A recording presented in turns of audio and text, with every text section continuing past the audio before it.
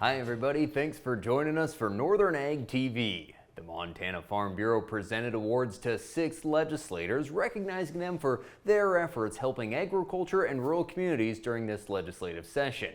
The honorees include Josh Kastmeyer of Fort Benton, Ken Walsh from Twin Bridges, Eric Tillman of Cascade, Jane Gillette of Three Forks, Russ Miner from Great Falls, and Butch Gillespie of Etheridge. Senator Gillespie received the Distinguished Service Golden Plow Award for his service to ag during his tenure in the legislature, and Butch told me it was quite an honor to receive the award from Farm Bureau. What a great group, too. We've been with Farm Bureau for a long time now. It's such a significant organization, and that just kind of leads the pathway, keeps us going forward, and hones in on the really tough issues and the very, very important issues for agriculture. I asked Butch what he was most proud of that he was able to accomplish during his time in the legislature. The grizzly bear issues were kind of my signature thing in 2 different sessions. First one was just to be able to protect ourselves and our livestock, which seems overly simplified, but since they're on the endangered species list, we needed to have that statewide. And then the next session would have been my 3rd session. I actually went through all the hoops with Montana Fish, Wildlife, and Parks to take over management once they were delisted. Now we're waiting for that to come to fruition, but that'll have to be at the national level.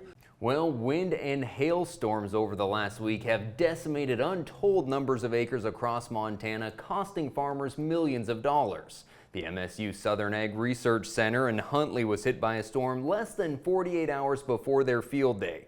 SARC Superintendent Dr. Kent McVeigh told me it was one of the worst hailstorms they've ever had. You know, the 2019 storm, it was over $1 million worth of damage here on the buildings, and I think we've got as much damage, if not more, this storm than we had in that one.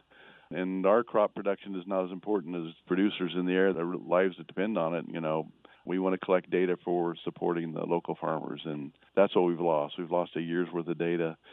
Not a good day, but don't worry about us. We'll be fine. We rebuild. I just want to thank everybody for their support, and we'll have a field day next year to make up for this one. And USDA has announced some significant changes to the Livestock Risk Protection Program. The changes to LRP take effect on July 1st and will include some new coverage options like unborn calves and cull cows. The new coverage options allow producers to lock in price protection and the flexibility to use forward contracts to establish coverage. The updates also include clarified language on subsidy capture, billing, and termination dates. Well, stay tuned. We'll be right back to talk about how the calves sold in the Superior Livestock video sale right after this. From the beginning, we've worked closely with farmers. BNSF's ties to the agricultural community go back 175 years. Together, we've innovated to make the U.S. agriculture supply chain one of the most efficient and productive in the world. Our strong relationship powers BNSF still today and helps us move the nation like no one else can. At BNSF, we move the nation for you. Talking with someone that you know is stressed out, those are difficult things to approach, but if you're good friends with those people, reach out and say, I'm here to talk to you. We can find somewhere to get some assistance. It's hard to get involved, but at the same time, you want to just say, hey, there is help available. For more tips in dealing with stress in agriculture or for free counseling for egg producers, visit beyondtheweather.com.